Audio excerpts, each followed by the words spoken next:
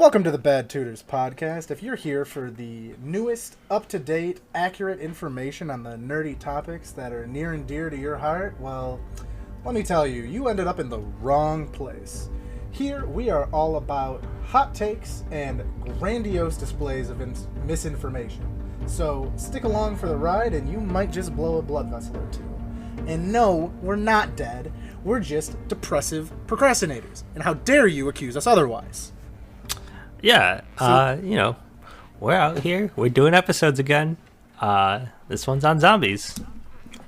It is. We are talking about a genre as a whole that is very near and dear to my heart. Zombies have been a very big part of my life in the media that I like to consume for a very long time now. I find just how they operate and the theme that they set for things to just be so entertaining for whatever reason. I don't know what it is. I've just always been a fan of it. And I happen to know that Tyler is not a massive fan of that. So we might have an actual fucking debate on this podcast. Yeah. Who knows? We set out to have disagreements. That we set out to broadcast our disagreements to the world because we have so much fun with them ourselves. And this is finally one where what we're talking about we actually disagree on. I find zombies incredibly dull, boring. They are the level 1 goblins that you're fighting in D&D. They are, they're like the stormtroopers that are just getting mowed down. And Star Wars. They're like the random grunts in the war movies that are unnamed, and you just see them die. Or maybe they just die off screen. Like, they are so boring and so dull. They don't hold my attention anymore. And in a game where zombies are present, there should be an aspect of suspense that is so rare in those zombie games. Believe it or not, up until the end, I disagreed. Not disagreed. I agreed with a lot of what you said. The comparisons of like what they're similar to. I don't disagree with those at all. I just don't find that to be as much of an issue. All right. Well, you want to get into like the core of a zombie game? Sort of explain what it is that we see zombie games as. Yeah. So we all know zombies, right? We all know how zombies work. We've talked about it in the past, like when you get into like vampires, werewolves, witches, you gotta look at what media you're in. Twilight is different from Magic the Gathering vampires, which is different from Dracula vampires. Like, you can't keep necessarily a consistent lore between them. But something that I really enjoy about zombies is that, on whole, they are the same across all media. The only real difference you ever see is in speed, if we're talking like a World War Z type of thing, or your classic slow shambler like The Walking Dead, or, literally any zombie media realistically. And then we get into like, when we're talking about video games more specifically, we get into like special zombies, your boomers, your volatiles, pick your media, of course, but you can get into that kind of a thing. But realistically, what we all know about zombies holds true regardless of what media you're in. They are an undead of some sort, a human that is no longer a human but still moves and does things mindlessly, and if you shoot them in the head, they die. And that's pretty much true for any zombie I've ever found in any media, realistically. Other than when you get into, like, a gameplay mechanic of if everything dies from one headshot, as you said, very little suspense. There's not a lot necessarily to do with that. So, like, game mechanics have to change the creature to suit the game itself, which I completely understand, of course. So when I think about zombies, I think there are really two styles of games. We're going to be focusing a lot more on games other than maybe drawing references from the movies and TV, things like that. But in general, we're going to be talking about video games surrounding zombies, especially because Dying Light 2 is a very recent launch that I was incredibly excited for. So your two types of zombie games, the way I see it, is your kind of like wave assault / escape games. We're looking at like Left 4 Dead, Call of Duty zombies, things like that. And kind of like a more world-based story-driven game where zombies might not necessarily be the driving force of it, which I'll kind of get into in how I feel about that statement later, but they're ever present and it's a constant threat throughout the game, whether or not they're actually difficult or not. They're always there. It's always something that you have to be thinking about. That's your kind of like Dead Island, Dying Light, and like kind of to a degree Dead Rising. I haven't really played those, but those kind of feel like they almost fit the escape, but that just might be part of the story a little bit more. I don't know a ton about Dead Rising, to be perfectly honest. But yeah, that's kind of what I think of for like a normal core zombie game playstyle. You're doing one of those two things, but you're going to be killing a lot of zombies, realistically. And I just love it. I just can't get around it, you know? Yeah. I don't love it. See, okay, let's take an example that almost anybody can. I'm going to talk about two games right now. I'm going to talk about Call of Duty. I'm going to talk about Skyrim. Call of Duty is your wave survival zombies that you were talking about. Yep. Starts off, you spawn in with a pistol, you shoot a zombie in the head, knife them once or whatever the fuck it is, and they die. Incorrect technique, but I'll allow it. Whatever it is, again, I don't play it because it's incredibly dull. As you go on, you unlock new guns, but it still takes roughly the same amount of time to kill each zombie. And that's because they just get spongier and spongier with more damage to kill and even more damage to kill. And for me, that is like the same as Skyrim's difficulty settings. So when you play Skyrim, you put it on the hardest difficulty, you are hitting people with like a straw wrapper, and they are smacking you with an actual fucking nuke half the time. Like you run into a bandit at level 1 with an iron warhammer, and you have like your starting iron sword. You're gonna have to hit him about 30 times, and he's gonna have to hit you like 2 times, and then you die. And I feel like the same thing is true with zombie games, where it's just like the way that they up the difficulty is make the enemies hit harder, or I'm sorry, make the enemies take more hits. And Skyrim does the same thing. They just also make the enemies hit harder. What I think could maybe shake up the genre is to give it Dark Souls sort of treatment, where the designers make the game with the difficulty in mind, and then everybody experiences the game at that level of challenge. So instead of making zombies, increasingly get harder to kill, they're just always the same amount of hard to kill, and there's just something else in the game besides just kill the zombies, because that might make it more fun. And it doesn't have to be like fuck off hard, it can still. Let me put it this way: if a headshot kills like the little bitch shambler zombie, and then there's like a bigger zombie, like something from Left 4 Dead, a headshot's not going to kill that in one shot, but it'll do a lot more damage. But you shouldn't have to, shoot a zombie in the head 3 or 4 times to kill them because you've been playing the game for longer, because it almost seems punishing at that point.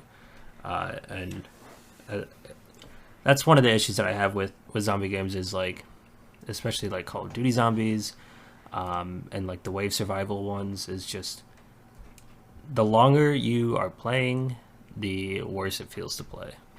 I again do agree with a decent amount of aspects of that. Some of them we're actually going to touch on when I talk about a couple of the bad zombie games. When you say like it should be a consistent difficulty experience across the game, I have one game that is very much like that, and don't get me wrong, the game sucked for a lot of reasons, but I think that is also one of them with how they handled it. But we'll get into that one a bit later, because I guarantee you, unless you've read through these notes, there's zero chance you've fucking heard of / remember this game. Because it was obscure, and I was really excited for it, and remember being very disappointed in it, even though I only played it for like 2 hours.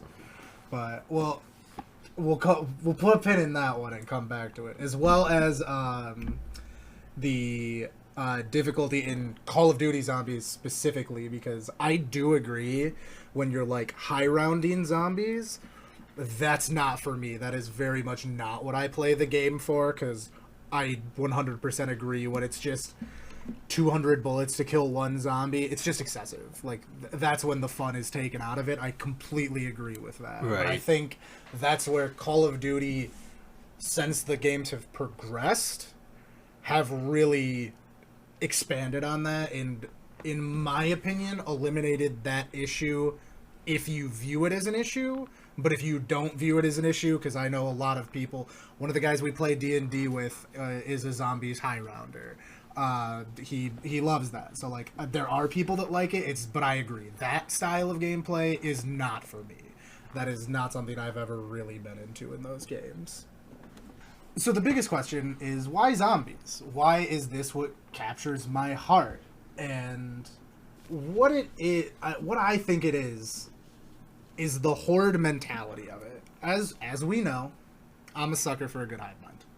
Zerg Rush, love it. I want all of the things on my screen at all times, smacking things for low amounts of damage that collectively amount to all of the damage at once.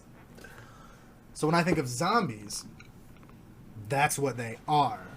And when I've kind of thought about it, there aren't really a lot of other creature types in any media that I could think of that like really fill that in the same way, to say that like you couldn't replace aliens for zombies in a zombie game, and you couldn't replace zombies for aliens in an alien game. Obviously that's a very extreme one-to-one comparison, but like, you know what I'm getting at. Like, I don't think that zombies can be slotted in like en masse as like a standard enemy type. I think when you make a zombie game, if you're making it what I would consider to be a good one, I suppose, zombies should be very forefront in the game. They should, like I said, they don't need to be the driving point necessarily, because like zombies don't really make great antagonists for video games if you want to make a really compelling story, because they don't do anything. There's only so much you can really pull out of just zombies attacking you for a story. You have to have some other driving element in it. But it still really goes to say that like when zombies are the main enemy in a game, it in and of itself has already defined that game in my mind. Like, if I hear that like zombies are the main enemy type of a game, I have very specific ideas going into it once I've learned a little bit more about it and like kind of what to expect for it. And that's not to say that other horde-based enemies don't work. That's simply not true. Things like Vermintide and Orcs Must Die really do fantastic jobs of using horde mechanics to still create an incredibly compelling game that works very well. But even in those scenarios, I don't think you could say that you could put zombies into those and it would even nearly be the same game. It just fills like kind of its own niche in my mind that you don't really find anywhere else. There's nothing else that just really fits like a mindless, shambling horde that is coming. That's like my feeling playing zombie games, is there's just this pressing despair of like, there's more. There's, especially if you're talking like Call of Duty zombies, or to a degree, like even Left 4 Dead, even though Left 4 Dead like very clearly has an ending.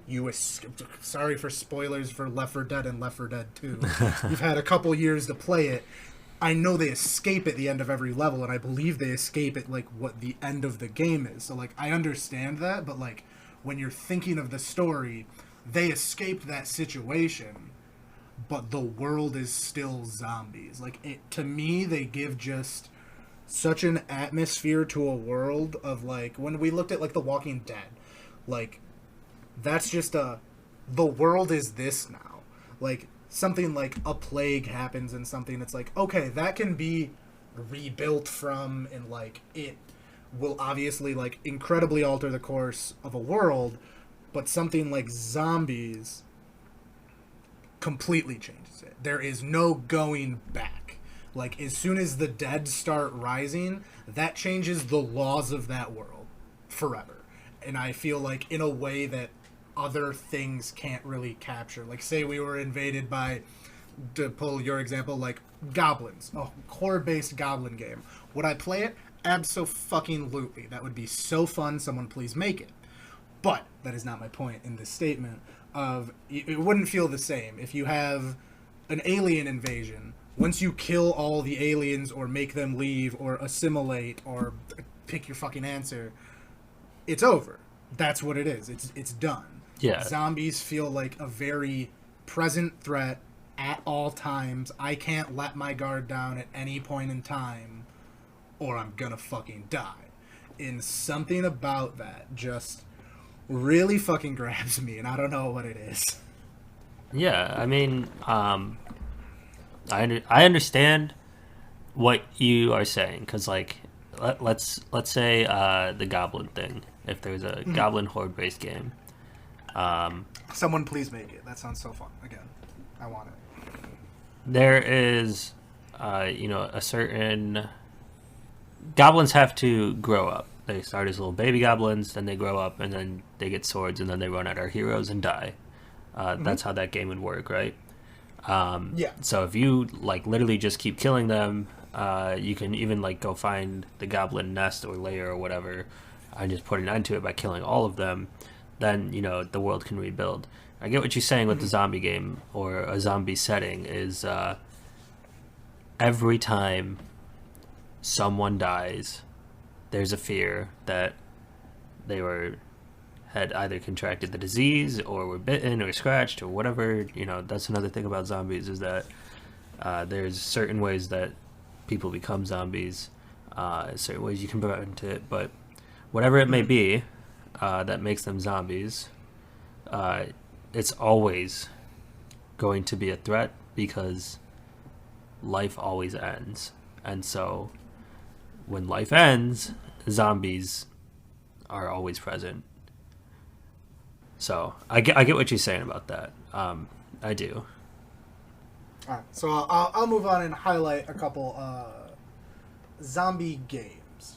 These are the good games that I'm going to talk about, and then we're going to tackle the bad games, the ones that we don't talk about anymore, the ones that got forgotten and probably should stay that way. But I'm gonna, pun intended, dig up their corpse and bring them back to life. And yeah, I'm absolutely saying that. So we're gonna start with what is, in my incredibly incorrect opinion, the granddaddy of zombie games, the best ones.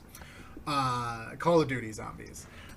It's just an untrue statement. That's not real at all, for sure. I won't argue that in the slightest. But to me, it's what like really epitomizes what I like out of the zombie genre for games. So Black Ops 3 is not only the epitome of Call of Duty zombie games, but just the epitome of what I think they should be, especially if they're wave-based. That is definitely a preface. I don't think it should be the baseline for your story-based zombie games, obviously. But when I think of zombies, I mean, we call the game mode zombies. It hasn't been Nazi zombies in a while, obviously, but like, if a gamer says, oh, I'm going to go play zombies, you're not like, oh, Dying Light. You're like, oh, they're going to go play Call of Duty Zombies. It has become synonymous with the word when you say it in that context. Um, so it can have like a really fucking crazy learning curve, which I don't think a lot of people necessarily appreciated as much as maybe they should have. Like, people are wildly good at that game. They are at every game you can find. People are absurdly fucking good at it, but like, I see people do things in that game, and like, when we're talking about like Easter eggs and stuff, which we're gonna get into in a second, like, there's just such a high skill cap to fucking zombies of all goddamn games. Like, why does Call of Duty? I get it's a Twitch shooter, but like, it has such a crazy skill cap for what is in essence a non-PvP mode that still is being made to this day, even though they're shitty and have been for a second. But like, that's again besides the point. We're not going to talk about Vanguard zombies or Black Ops 4 zombies because both of them are trash. So we're just gonna forget those ones exist right off the bat. Just we're not talking about those two games at all. Also, I haven't played them, but mostly they're trash. So as we all kind of know, Call of Duty Zombies started off as literally a tacked-on bonus mode to World at War that was a pet project of some of the developers at the time, and it is now one of the biggest sprawling things in the zombies genre. Like I said, it's synonymous with the word zombies if you just say that.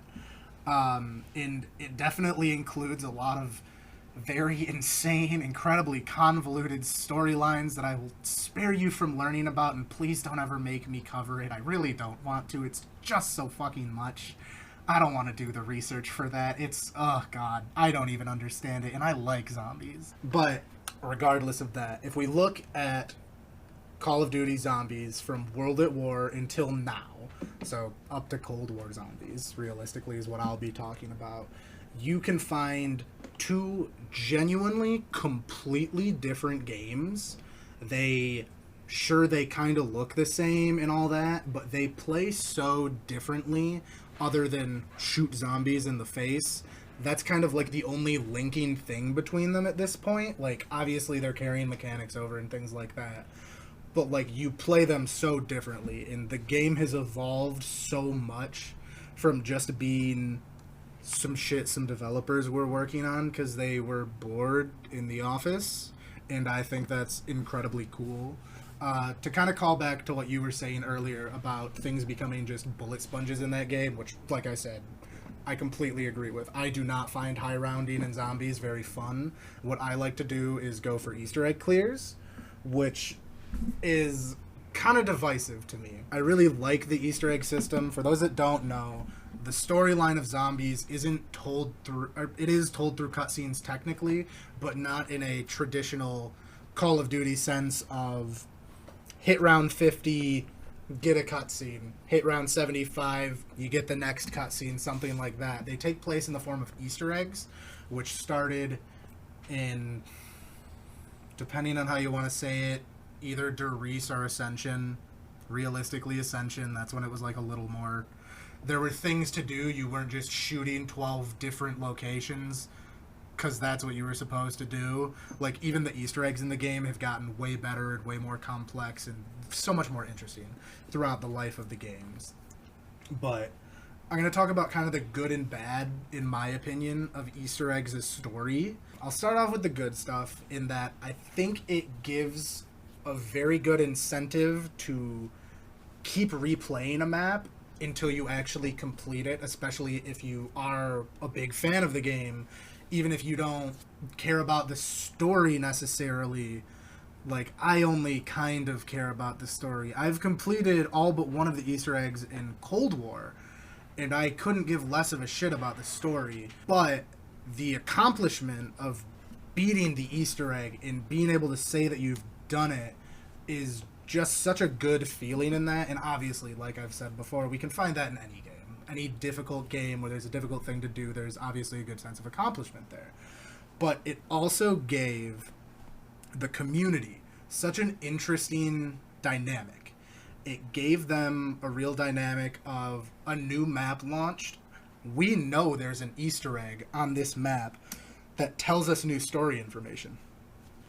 We have absolutely zero fucking idea where it is, where to start, what to do, or anything else. So every new map launch became a race to solve the Easter egg and beat it as quickly as possible, which in Call of Duty Zombies, having like this crazy puzzle element to it just like kind of feels unheard of. Like that doesn't seem like anything. Like I can't personally think of any other games that like really have that kind of thing. Maybe like your Dark Souls. We just had Elden Ring launch, of course. I'm sure there have been thousands and thousands of people smacking every fucking wall in the game to find illusions. But like outside, and that's even to find an area or a weapon, not I'm going to learn the story because I found this illusionary wall.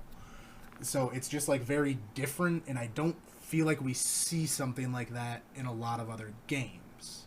And it also kind of allows the developers to put new and kind of like innovative mechanics into the core gameplay loop. And that's one of the other things that I find interesting when doing Easter eggs in Zombies is the game doesn't stop.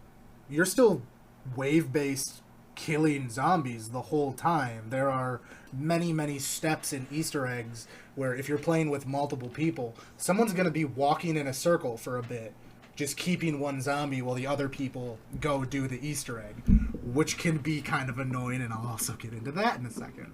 But, like, I feel like there aren't a lot of games, unless you can think of some, like, I honestly can't think of anything that, like, really kind of compares to that in modern day, you know?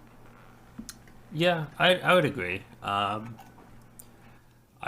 think most games either set out to accomplish story or like addictive gameplay.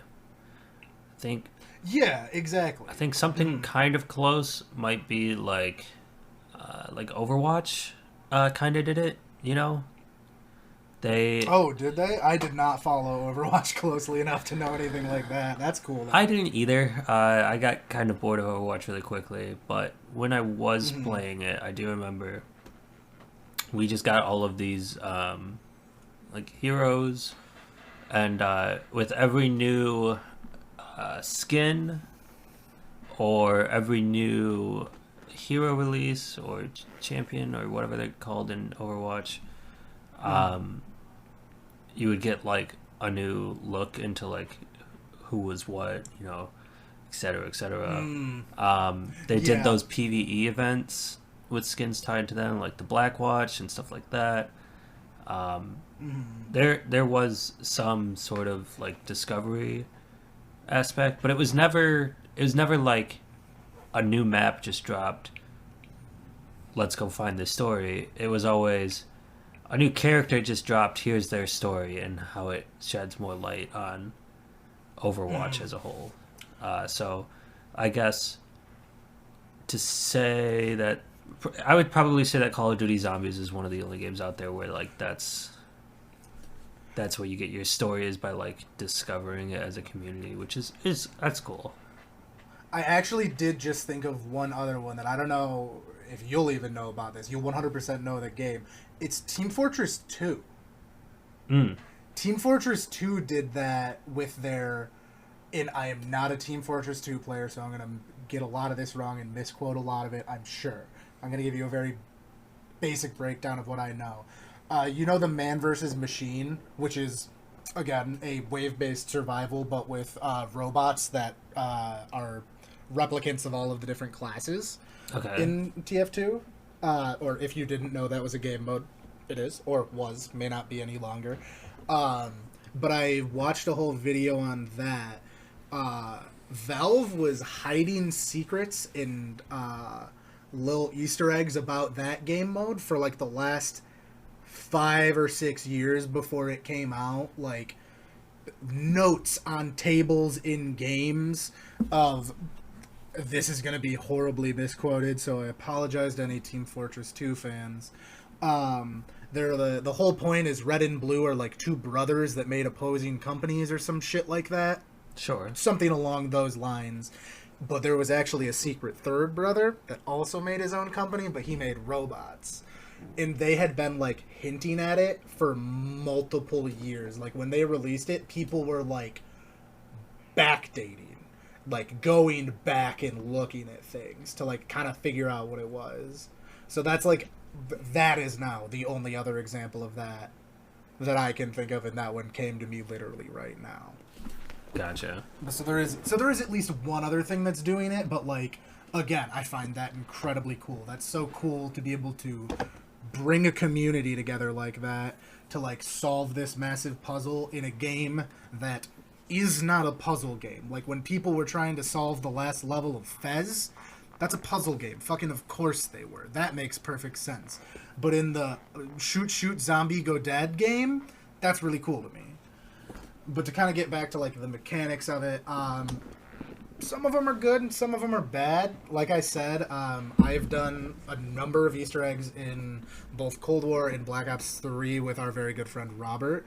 And I'm the one that knows the Easter eggs because I have time to watch all the content of this I want and learn what we have to do, which unfortunately kind of means that he can sometimes be delegated to holding a zombie for like 5 to like 15 minutes, depending on what the step of the Easter egg is. Like there are a handful of maps that have Simon Says parts of their Easter egg that it's just annoying, and there's really no way around that statement. But other maps, one of my all-time favorite now zombies maps for Black Ops 3, the launch map of the game, Shadows of Evil, has parts of their Easter egg. If you're going through it, the technical first part of that Easter egg, and to be honest, a lot of more recent Easter eggs, is build the wonder weapon for the map. But that's normally like somewhat straightforward.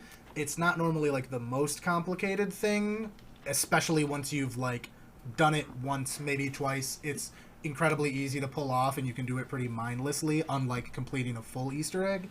And say in Shadows of Evil, you get the wonder weapon, and it's this big fuck off sword that you can just swing and obliterate everything. So that's something that, like, do you have to do that in that map? Absolutely not. You can play it as a straight zombies map, buy my guns, hit the box, pack a punch, all your normal shit. But if you want, you can do like part of this Easter egg, get a cool thing, and then just keep going with the map. You don't have to continue the Easter egg at all. And that's also, again, kind of cool to me. I like that there's like the option of like, yeah, you don't have to complete the full Easter egg to get a benefit out of it. There's like partial benefits on steps as you're going through it, which is nice. Gives kind of just like a reward as you're going through, lets you know you're doing the right thing type of thing. And this also, like kind of like I mentioned a bit, it gives hardcore fans something to really latch on to, like when you're trying to solve the Easter egg or being the first to complete it. Or I absolutely fucking love zombie speed runs. It's probably some of my favorite speedrunning content to watch, and as you know, I fucking love speedrunning. I don't do it because I'm bad at games, but I really love the idea of it, and I think it's such an interesting way to play games and go about them. Right.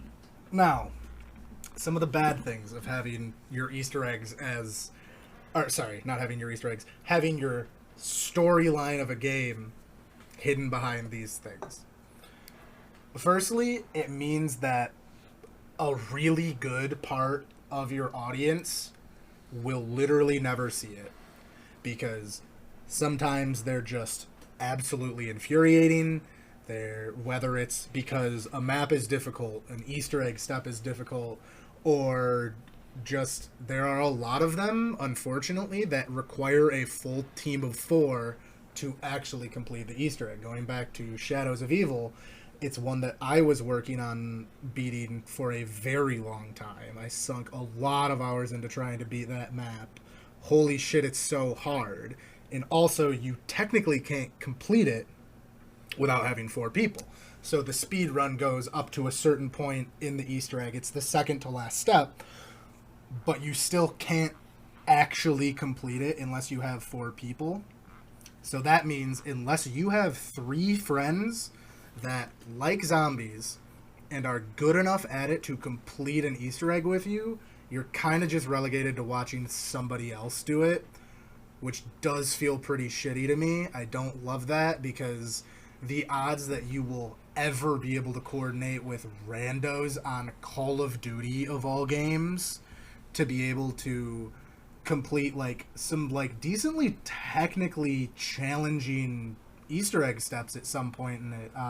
Yeah, in the Black Ops 2 Easter egg Buried, the final step, or maybe second to last step, is a very technically challenging like aim test. All you have to have 4 people, and I believe you have a minute, maybe a minute and a half, and all of you have to get 100% accuracy as targets keep popping up. Buried takes place in like an underground western city. They'll like pop out throughout like certain parts of the city that you'll all be looking at, kind of like an old west shootout type of thing, but like arcade shootout. And it's really tough, like even for people that are good at shooter games. Like, it is not easy. I mentioned our friend that plays a lot of zombies as well. He said it took him like a number of times to be able to complete it with his friends, who are all like, at the very least, very skilled zombies players. So like having that be the only way to experience your story, even though I do find it intriguing and it's a kind of a take that we don't see in other games, sometimes it's kind of a pain in the ass. And like, obviously you don't want to have a cop out of, oh well, there's an easier version if you're on one player, because that completely devalues it. But like, I don't know, that it just feels bad that like I have one friend that plays zombies, therefore I can't complete half the Easter eggs that zombies has to offer. That just feels kind of shitty to me, you know? No, yeah, I agree. And I've let you go on a little bit about how great Call of Duty is, and you know, you just touched the things that's bad about it. But I'm gonna get into the part that you know, anybody that doesn't like Call of Duty Zombies is thinking right now. Why would you load up a game of zombies? And for me, there is no reason. It's like a very arcadey game. You're just trying to rack up, you know, points and last as long as possible. And it really cannot hold my attention. And I know Easter eggs, I don't know, like I might do Easter eggs one time. I'll do it the one time and then I won't touch the map again. And with all that being said, that's if I even find it worth doing. Because like you said, the story is so convoluted and confusing that, like, for me, I would rather watch a video essay on YouTube about somebody who took the time to sit down, do all the fucking Easter eggs themselves, break it down, and then put it in chronological order, while also, you know, keeping track of all the other games and stuff, and like, yeah, like, and I'd be lying if I said I hadn't watched those video essays. Yeah, and again, like, there's not enough substance to the game. For me, it's always just grab the one gun you like, whatever it is. Grab those perks that you have to have, like Juggernaut, whatever the other ones are. I don't play it anymore.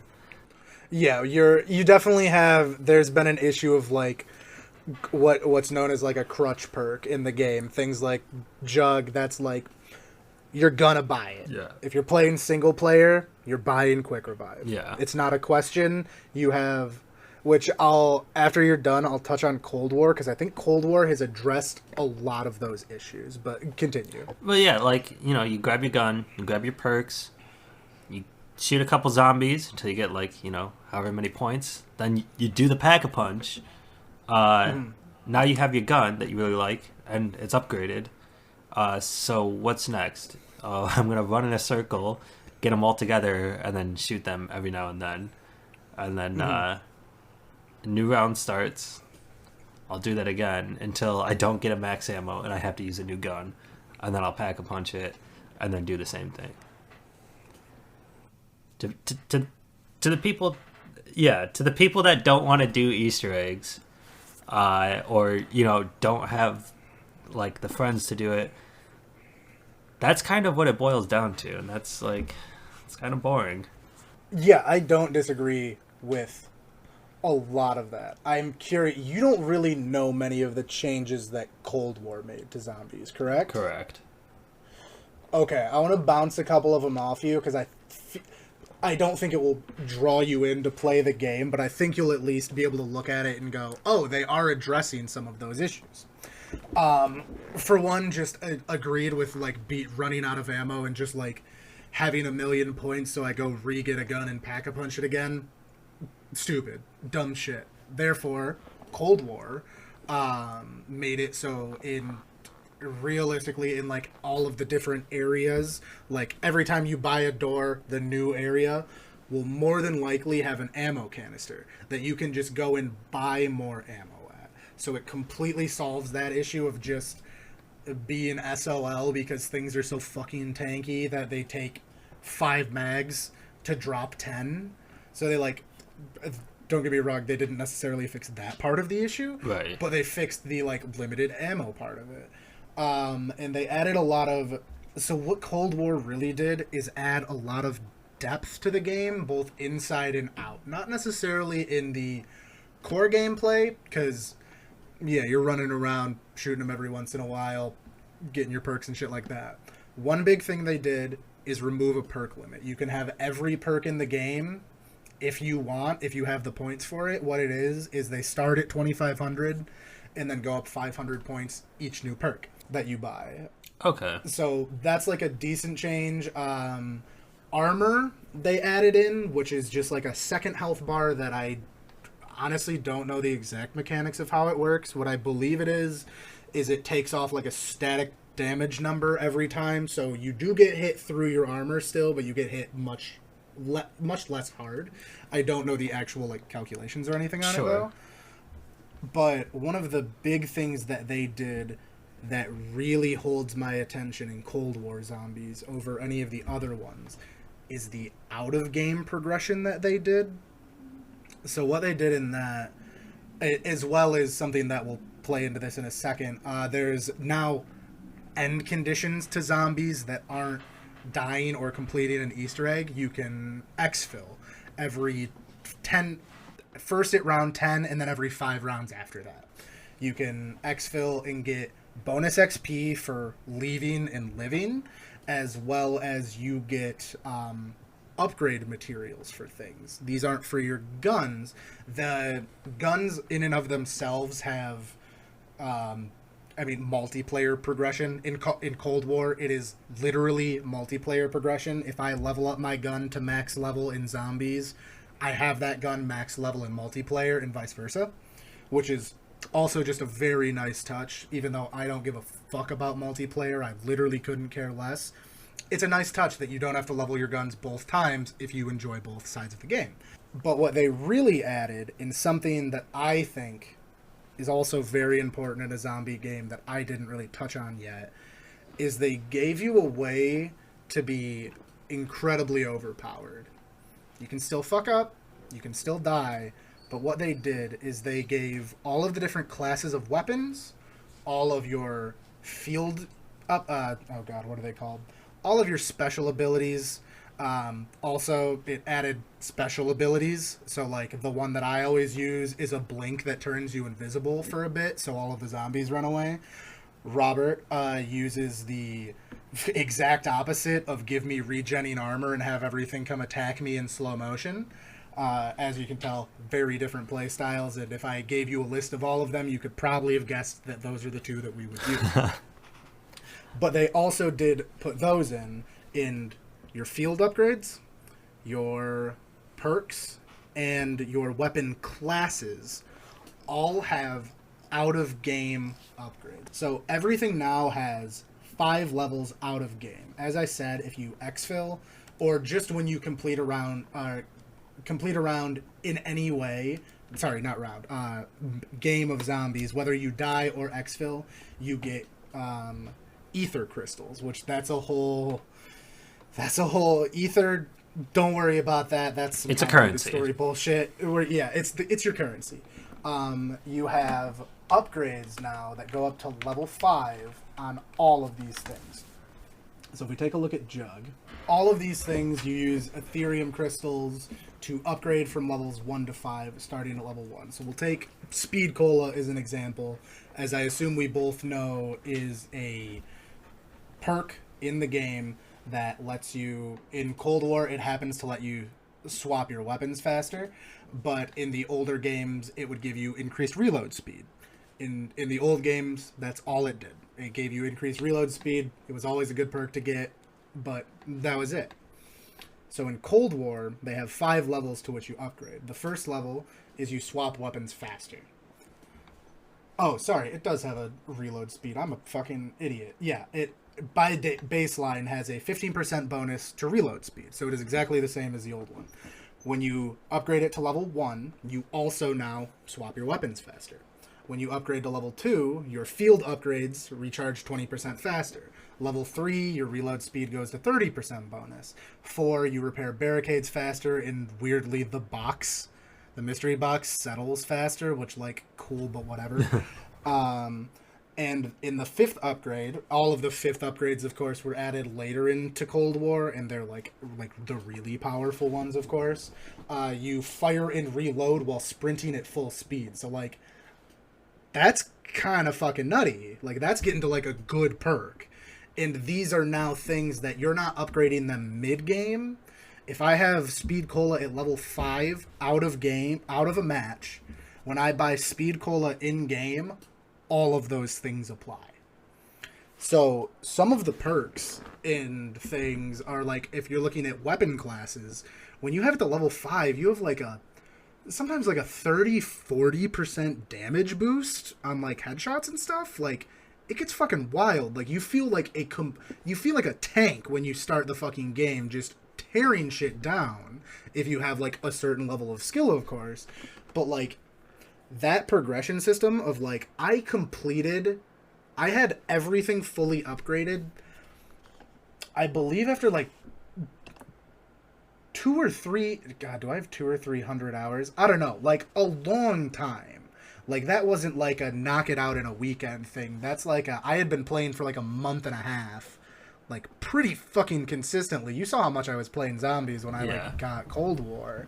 I was playing it all the fucking time, and it took me a while to get everything leveled up. But once you get there, it feels so good. I really like games. I've talked with you about Borderlands a lot, of like how in Borderlands you should feel like a god. That is the point of that game to me. I want to feel as broken as humanly fucking possible. Give me the biggest gun that just if I can one-shot everything in that game and there's no challenge, honestly, good. That is how I want that game to feel. Not no challenge, but like, you know what I mean. Right. Zombies very much has that feel to it as well. I want to feel like I am literally mowing down hordes of the undead. And when you have everything upgraded, it really hits that itch. And the other thing that really keeps me coming back to Cold War Zombies is camos that they put into it. Black Ops 3 had these as well, but Cold War just kind of grabbed me for a while, and I stopped playing Black Ops 3 for a bit. But when I came to stay with you for a bit, because everyone had fucking COVID, I was grinding camos in that game, like, all fucking day long, because it just feels good. They gave the game some really good out-of-match progression system that really keeps you coming back to it. And I think, of course, assuming you're a fan of it, you probably wouldn't get as into this because you're not a fan of zombies.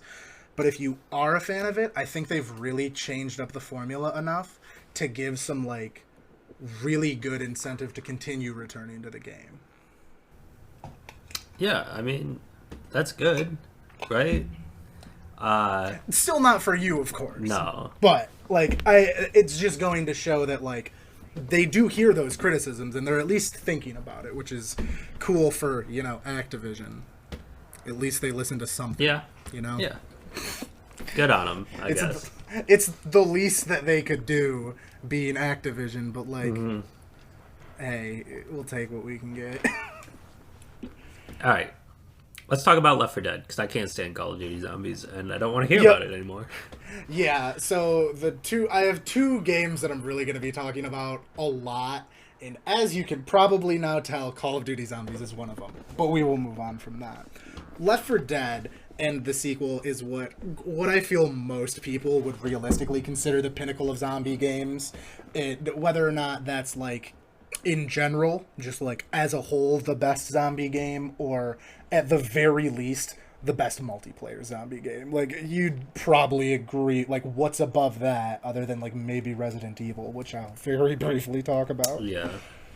Neither of us really have any ability to talk about Resident Evil, so we won't. Yeah, I'll touch very briefly on Resident Evil 4, but that's really my only experience. But yeah, Left 4 Dead is the other zombie game that I played besides Call of Duty. Left 4 Dead's the other one. There's two of them, and it's those two. Yeah, that makes sense. So the thing that makes Left 4 Dead is an interesting one, because the thing that realistically makes Left 4 Dead as good as it is the AI storyteller. Similar, or I guess this will be a backwards analogy, similar to Alien Isolation.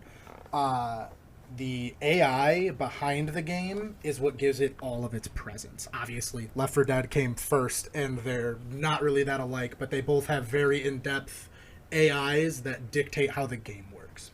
When it comes to Left 4 Dead, your AI storyteller, Left 4 Dead technically has multiple routes through every map, but you more than likely will not get the same one twice, because the AI director takes into account how much health you have, how much ammo you have, how many people are alive on your team currently, and just a bunch of other things, and then it decides how hard to make the game.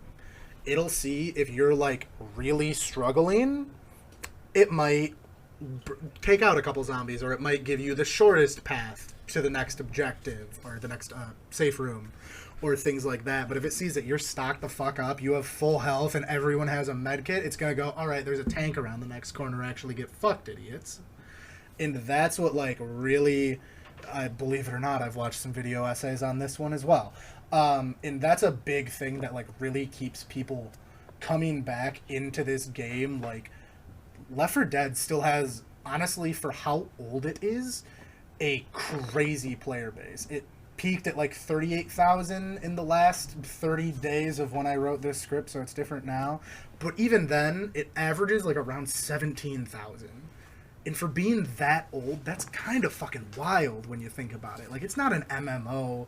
It's not like come level up and do my dailies. It's just Left 4 Dead. But it's still consistently kept that player base. And of course, you can argue that that is very much down to the AI director itself, because that is what makes the changes in the game. That is what makes the game what it is. But then I go back to my point that I don't think any other enemy type works in that. Realistically. Like, to fill that niche in like, of course, like we said, like, a Vermintide can do it, but that is a very different way of enemies operating. Right. Like, I've only played a little bit, but, like, they have, a decent amount of intelligence other than, like, probably the little baby Skaven, I assume, right? Like, I'm sure that the big guys start, like, using tactics and things and avoiding you, and I don't know exactly. No, yeah, that's right. Getting more complex. There's a certain... I mean, it's very comparable to Left 4 Dead in that aspect of, like, there's, like, an assassin that'll just come and, like, nuke one of your guys and then fuck off. Or there's like, a grabber that, like, uses like a noose and drags you away, and your teammates got to stop them. And another thing that the game does really well is, like, there'll just be like random massive hordes when you get past a certain point, and you'll be thinning the horde, and all of the sudden, you hear like a Gatling gun starting up, and then like, oh, your fucking tank just got shredded because there was a Rattling gunner in the horde that you couldn't see. Thank you for correcting the rat one. So Yeah. I appreciate that. As a 40k and Warhammer fan, I do appreciate that. Well, yeah. So I mean, like, in terms of zombie games, Left 4 Dead is the one that I would play again if I had the itch. And that's because I think it accomplishes the horde system very well with like the specialized units, and they have a like triggered horde circumstance or whatever, like you're talking about, where it's like, okay, now there's like 2 million of the fucking little bitch zombies that you got to kill, on top of like like a belcher or whatever they're called. And I also like the fact that you can beat it with an escape, which is not something that I really knew that you could do with Call of Duty. But like that is brand new. But it is old I will say, I imagine that the way that Call of Duty accomplishes it is Left 4 Dead, because Left 4 Dead makes it seem like that's always the objective, and it's not like I don't want to use the term cop out, but I'm gonna use the term cop out for the COD extract. It is and it isn't. It's less grandiose for sure. Like, I'm blanking on the name of the Left 4 Dead map, but the one that everyone replays that ends in the concert that you can mod in whatever song you want. Like, that is a crazy set piece fight. Like, it is intense. It's really fucking difficult. And, like, you're not always going to make it past that. You kind of have to fuck up to not exfil in Call of Duty. You're right. Yeah. What happens is you hit around and they go, hey, exfil is clear. You go activate an item that's normally like around the spawn or somewhere throughout the map. And then you have to run to the exfil zone and then kill a certain amount of zombies that are there. But once you get to a certain point, it's pretty fucking trivial to do so, because either if you've been playing long enough in that match, you just, to be honest, what I do a lot of times when I just want to end a game, you just get a chopper gunner kill streak, which you have to craft through a whole crafting system that I won't go into to not talk about too much more COD zombies. Sure. But you can just do that, mow everyone down in 2 seconds, exfil, drop out of the chopper gunner and just go hop in the exfil. So, like, they did kind of do it, but, like, you're right. It's not nearly as much as it is in, like, Left 4 Dead or something like that. You're right. Yeah, so, the reality for me with zombie games is there doesn't feel like a reason to play them a lot of the times. But Left 4 Dead, there's the objectives and stuff, which makes it a little better. But you want to move on to Dying Light now? Yeah, I can talk about some Dying Light. We'll take kind of a switch from what we've been talking about of the kind of first genre of zombies, as I laid it out with the like wave assault and escape type of thing in your survivals, and move on to the more story-driven games with Dying Light, and now Dying Light 2 Stay Human. It only took 7 years, and I'm very happy with it. To say that up top, I have a couple issues with the game, but it is very good. I very much recommend it. I think it's a great game. And we're gonna let Ian take this one over, because I've not played Dying Light 1 or 2, or any of the other games that we're gonna be discussing. Yep, I might be a bit solo on this one, but feel free to interject at any time, of course, as well. At least on Dying Light, because yeah. I know for a game that's based so heavily on story like Dying Light, for me to have no exposure to it, like no media consumed, that's it would. What could I actually offer besides just taking a stance against you for the sake of it? Of course, right. So we're gonna let you fly solo on it. All right. So I'm 100% gonna get to this later, but in a sentence, Dying Light is what Dead Island should have been, and I'm sure I've titled this video something like "I'm a Dead Island stan, fight me," or some dumb shit like that, because I absolutely love that game. But we're gonna save that one until the end. But that is, to me, just such a true statement, and Dying Light 2 really confirmed it to me. Now, this one to me, as I said, Call of Duty Zombies is kind of an epitome of what I think that side of a zombie game should be like. Dying Light 1 is what I think the story side of a zombie game should look like. Now, the zombies are a bit more of a set piece, and they're not necessarily integral to the storyline. They are in a lot of ways, and in a lot more ways than in Dying Light 2, which I'll cover in a minute. But they are very much always in your face, unless you're on the rooftops, which, like, it's a parkour game. You're going to be on the rooftops a decent amount of the time, of course. But if you fuck up or fall or get hit off of a rooftop or anything, you know for a fact into some zombies. Whether or not you run from them, kill them, whatever, that's up to you. They might not be the most dangerous, but even then, they're still there. And even when you're in, like, the safe areas, you can almost always either still see or still hear them. So they're always there. They're, like I said up top, they're ever present, which is what I really love about them. There's no way out, even though in a lot of games, your character is immune because who fucking knows? They have to be, otherwise it doesn't make sense. How does this game work if you ever die? So, like, that happens. But fucking whatever. Like, that's something that if you like zombie media, especially in video games, you kind of just have to accept that they're not necessarily going to explain why the person you're playing as doesn't become a zombie even though they get hit fucking constantly.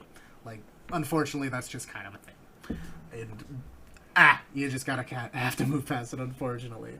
But with the, like, kind of parkour and combat systems in that game, it a lot of the time felt like you were on the back foot against zombies. Like, your weapons break in that game, and when you start out, your weapons are trash. They are bad, they break constantly, and in the second game, you can't repair them or anything. You just have to go.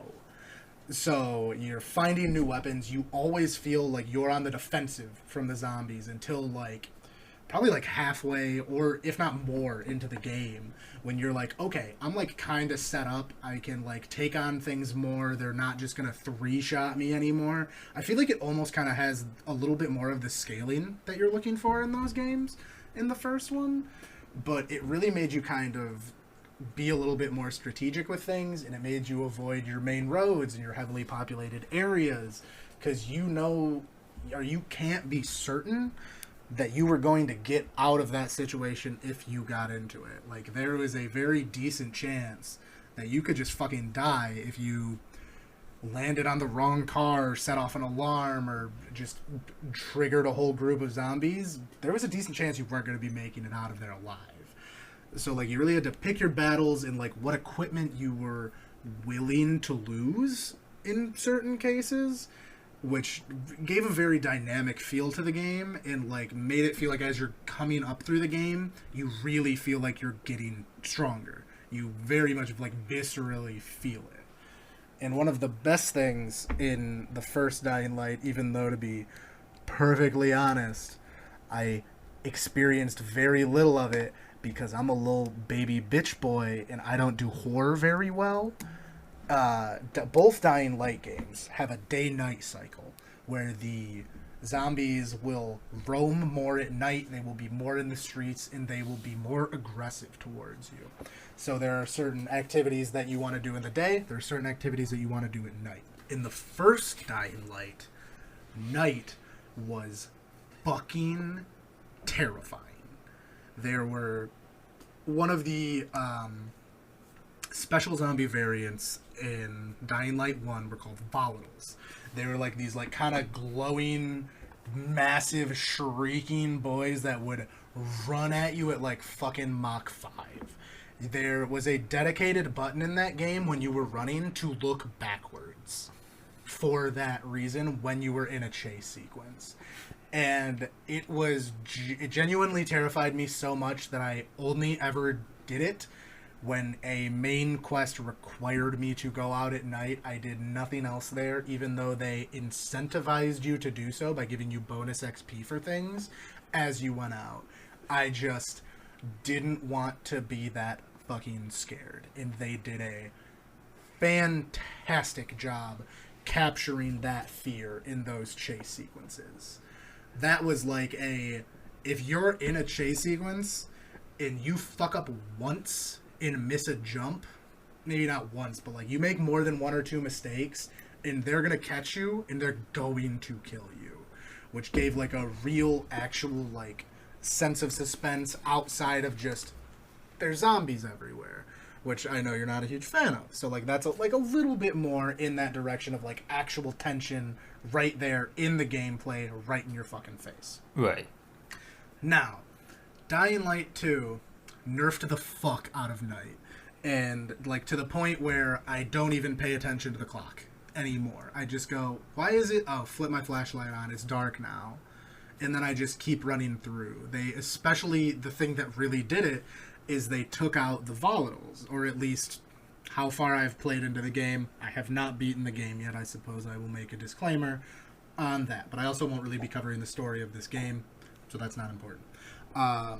They took those out as far as I've seen.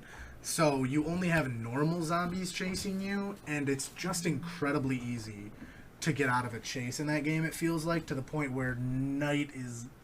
it just doesn't matter. Like, it's cool. I still enjoy the mechanic. I like it. And, like, they added a lot more. I think what really happened is they realized that no one went out at night in the first game, so they really gave you some real incentive to do it in this game. There are, like, little... there are certain activities that are like, they even in the game are called night activities, because the zombies will start roaming at night. If you go during the day, it will be like absolutely fucking packed with zombies. So like you don't necessarily want to go and try and fight them all during the day, so you have to come back at night, sort of thing, for it to be easier. So they like really kind of tried to incentivize it a little more. They still have extra XP, but I think they went a little too far in that and made it so it just really doesn't fucking matter, and you can just be out at night, and as long as you're not scared of the dark, it's fine. Like, that's kind of it. But in kind of a comparison to the first one, like I kind of said, the zombies were kind of a set piece in that game, but like a lot of it, like the spoiler alert, I suppose, for Dying Light 1, again, you've had some time to play it, but spoiler alert if you want it. The whole point of that is they're going to nuke the city, and you have to escape first, but they're nuking it because of a zombie apocalypse. And they're trying to contain the zombie apocalypse so it doesn't spread anywhere. So, like, even though the zombies aren't the antagonist, they are still the driving force of the plot. Now, Dying Light 2 is literally even subtitled Stay Human. So keep that in mind when I kind of give this criticism of it. It feels like less of a zombie game than Dying Light 1 did. I'd say like somewhere between like a third to maybe half of the enemies you fight are zombies, and they have a lot of human factions in the game that you're going to be fighting a decent amount of the time as well. Because in Dying Light 2, obviously it takes place after Dying Light 1, it's more of a set-up world again. We're told that there are a handful of cities that still remain, and they're all fucking struggling. Everything in between is a dead zone of radiation and just hordes of zombies that you have to get through. And that's what we kind of learn about the world as it is now. The infection is completely taken over, all of that. But not a lot of the issues center around the zombies. Like, the driving point of that game is your character was captured by a bad doctor to run tests on about zombie infection. So, like, it is tied to that. But, like, at least up until where I am in the game, and I have, like, a decent amount of time in that game so far, I'd guess I'm at least decently over halfway through. The driving point of that game is to find your sister, which is fine. Totally fine story for the game. I enjoy the story of Dying Light 2, but it doesn't feel like zombies are the driving point. It feels like zombies are literally a set piece. They are just there because this is a zombie game, and that's it.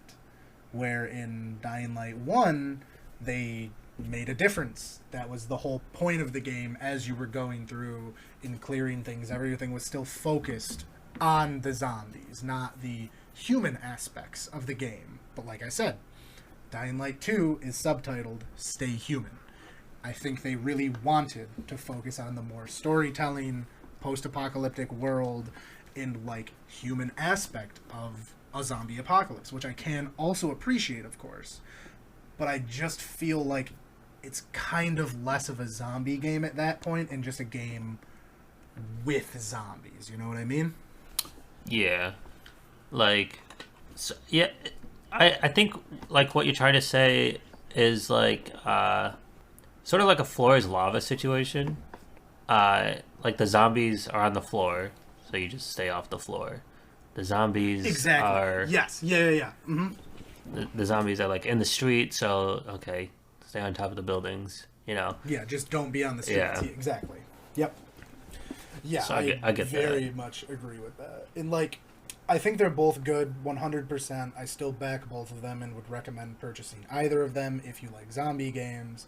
But if you really want that, like, zombie driving feel, I would recommend Dying Light 1 a lot more than Dying Light 2, for sure. That and Dying Light 2 is still kind of touchy, but we're not talking about Dying Light 2 on a mechanical level, we're talking about it on a zombie level, so I'll leave those out for now. So the next game I want to talk about is XCOM. Specifically XCOM 2. And I know what you're thinking. You're thinking, Ian, you've finally fucking lost it. XCOM is not a zombies game. It's an alien game. You fucking idiot. And you're correct. Mostly. In the DLC for XCOM 2, War of the Chosen, it added a faction called the Lost. Now, this is a group of... And again, I'll preface that I haven't finished War of the Chosen, because, like, fuck, it's so hard and so long. But, they introduced the Lost, which are, like, mutated humans that, like... They're not zombies, they're the Lost, but, like... They're shambling, mutated, mindless corpses that attack anything that's in front of them and can be killed with a headshot. It's a fucking zombie. Like, Yeah. call it what you want, but it's a zombie. And they introduced a very unique mechanic that I liked, especially just a brief breakdown of it. XCOM is a turn-based strategy game. Deploy your squad of like up to 6 troops and fight a bunch of aliens. But when they brought in the Lost, they put in a headshot mechanic called Headshot, which normally you have your just standard shoot action, has a % chance to hit on given enemy based on certain circumstances, cover, what the enemy is, shit like that. But Headshot is like a 95 to 100% chance accurate action, an accurate shot, because it's just a shambling fucking corpse. And normally, shooting loses an action point. Your soldiers all only have so many action points per turn. But if you get a headshot and get the kill, it restores your action point. So as long as you have ammunition in your magazine, which every character, of course, has a limited number of rounds before they have to reload, you can just keep fucking popping zombies, or the Lost, one after another. And I feel like that was just like a very interesting take on it. And this faction, where normally it's you versus enemy, the Lost really brought in a very interesting dynamic where they don't care about the protagonist, and then they're not going to touch the aliens. They're not going to touch the villain. They're mindless and want to eat. They will go to the nearest thing to them and smack it as hard as they fucking can. And that, in XCOM specifically, when they come in, because they have like a random chance to come in on any given mission, it can really throw a fucking wrench in your plans, and like you really then have to like tactically avoid them and things like that, even though they're just nothing. When it really comes down to it, they barely do any damage until you get to the, of course, bigger mutated variants of them, as we see in other zombie games. But like, it really did a lot to mix up the gameplay of that game. And on my top point, I don't think there's another thing that you could slot into that role that really does that. Like, even if you had waves of mind-controlled humans by the aliens, which some of them can mind control you and can mind control your soldiers and do things like that, and that's the worst, and I hate it, especially because in XCOM 2, that was the default fucking enemy that could mind control you. But again, besides the point, that's just me venting my grievances with XCOM 2. That wouldn't be the same, because then they wouldn't attack the aliens, they would only come and attack you. So, like, the fact that it's just open like that, like, is a very different feel to it that, again, I really enjoy and don't think you can find necessarily with other enemy types, which is why I, again, just really find zombies so interesting. It's such an interesting dynamic to me. Yeah, that's cool. I think the idea that the Lost are just actually just aggroed on the closest thing doesn't inherently make the game harder, and it doesn't inherently I agree, help you either. It's just like, yep, they're here now, and you have to deal with it. Unless your enemy's closer, then you have until the enemy either moves away or dies until you have to deal with it, and that's pretty cool. Yeah, it was just a very good change up to the formula, and that's what I kind of like with zombies. Like, it allows changes to formula, even though they are very similar in a lot of their things and how they operate. But that's, again, all of these games up until now, I definitely recommend, and we got one more until I get into the ones that I don't recommend. The last one we're honestly not going to talk about that much, and as much as I've been preaching how much I love zombies, this feels sacrilegious to say. I've only played like half of Resident Evil 4, because if we're being honest, the actual, real granddaddy of zombie games is the Resident Evil franchise, and I don't think that's really like an argument to have. Like, if we didn't have Resident Evil as what it was, I don't think we would have a lot of the zombie games that we do now. And that's a completely different play style from any of the games that I've talked about so far. Fuck, half of Resident Evil games are puzzles when it comes down to it. But like I said, I haven't really played them because I'm a little bitch boy, as I stated before, and I'm scared of them, to be perfectly honest. I don't watch horror movies. I don't enjoy it. So, like, going for something like that isn't really my thing, necessarily. But like I said, without a doubt, it absolutely defined the zombie video game genre and spawned a great series of movies. Don't fucking at me. They're good. The first three are definitely good. The back ones are still good, but not as good. But very much besides the point. Don't fight me on it. They're good movies. It has some of the most... The game series has some of the most, like, memorable villains, not only of, like, zombie games, but of, like, games in general, kind of. Like, even if you've never played a Resident Evil game, you've probably heard of Nemesis, and you more than likely have heard of Mr. X, who are the two big, like, chase you down boys throughout those games. Like, I don't know much about them, but, like, if I hear the word stars, I get fucking terrified, because I know that a big scary boy is chasing me right now, and I'm not a huge fan of it.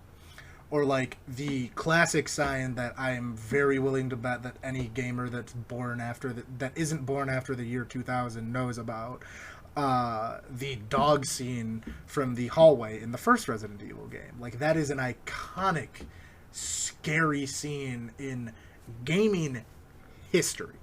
Like, that was, like, calling it a pivotal point is fucking stupid, but, like, everyone knows that one. That's like one of the scenes that anyone knows about, even if you haven't played Resident Evil, unless they're making you into a Jill sandwich, of course, which that's, again, different.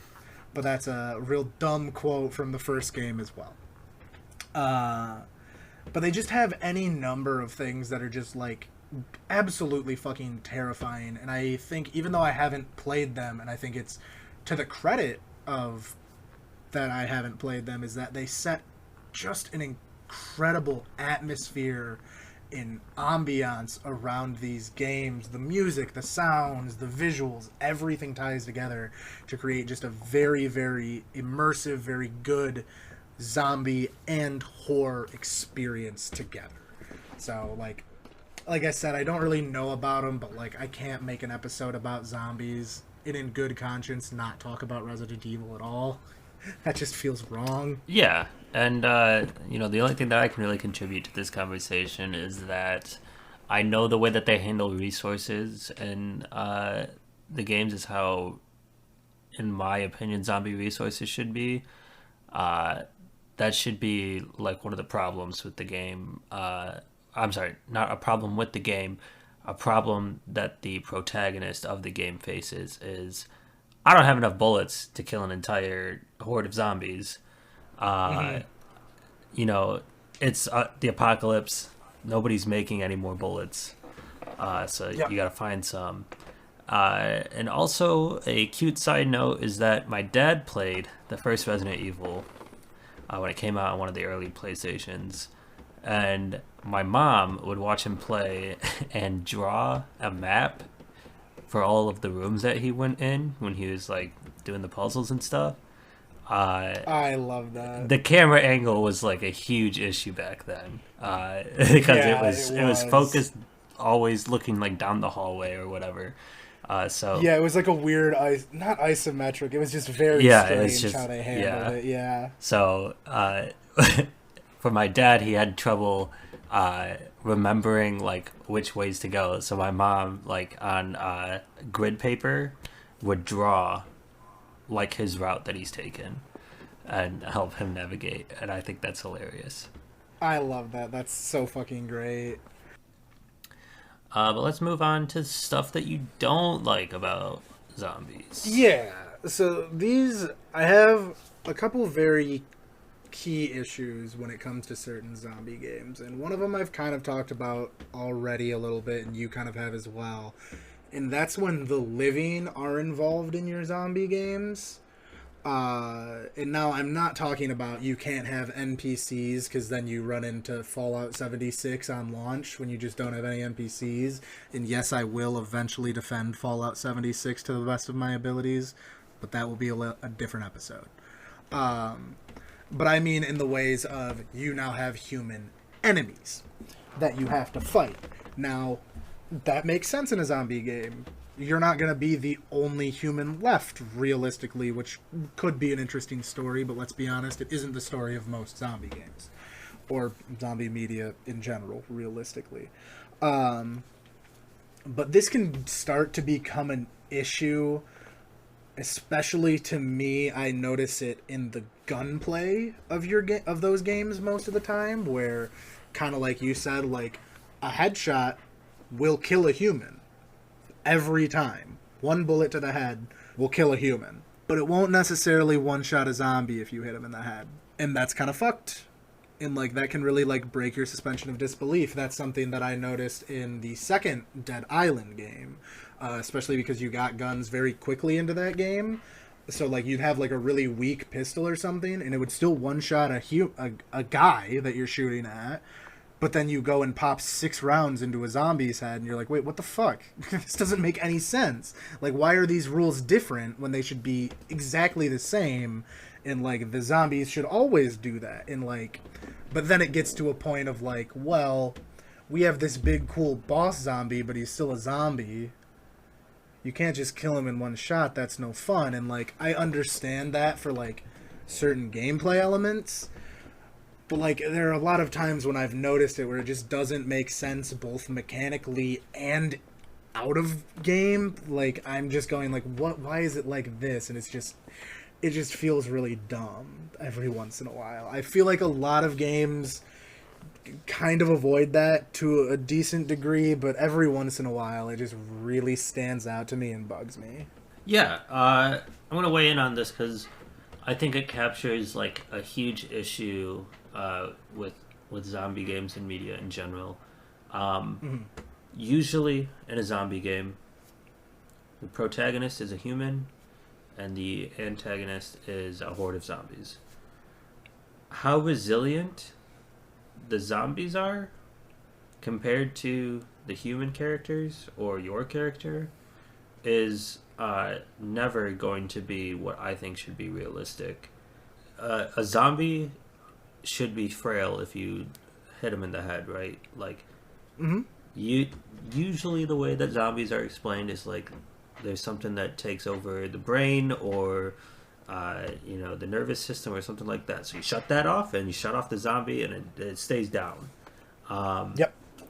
When that stops being the case is when I have a hard time with zombie games and like really caring about it, because now it just feels like Call of Duty zombies. It feels like the issue that I have with Skyrim's difficulty. The other thing is if you are getting hit by a zombie like 3 or 4 or 5 times, and you're just like sort of fine, it's also like, what the fuck? Because like, zombies are not like boxing you, they're like slamming into you with no care for breaking themselves against you. I'd say. So like those are going to be hard hits. Yeah. And like it feels weird to say it, but like both the zombie and the human should be incredibly frail and take few hits to die. Which is like not something that zombie games really achieves. And I don't think the majority of people want it to achieve that, but like that's one of the issues that I have with it. I completely agree, and there's a game I'm going to bring up in a second that I think really captures that, and as much as we both agree that that is an issue in games, it's for gameplay reasons. Yeah. Like 100%, like you're right, I don't disagree with that at all. Like, no, the only thing in there I disagreed with is I don't think a lot of zombie games have zombies as the antagonist, except like kind of The Last of Us, but they're also debatably zombies. That's a whole nother issue. I haven't played The Last of Us, and I don't think you have either, so neither of us are fucking qualified to talk on it. But yeah, I completely fucking agree with that. But when you get to like hyper-realism, it kind of gets fucked in the other way, because that's just not a fun game to play anymore, unfortunately, as much as we think we want that. I'll just talk about that one now, actually. So there's a game that I'm sure you don't remember because nobody does, called Zombie U. This was a game on the Wii U, everyone's favorite console. Everyone loved that shit.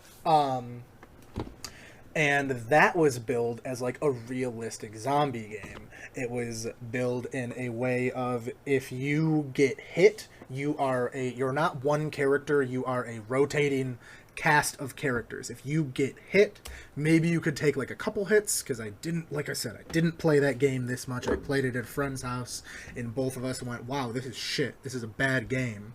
Which also comes down to the design of the game, not necessarily like the zombie aspects of it. It just wasn't a mechanically sound game either. But it was 1 or 2 hits and you would die.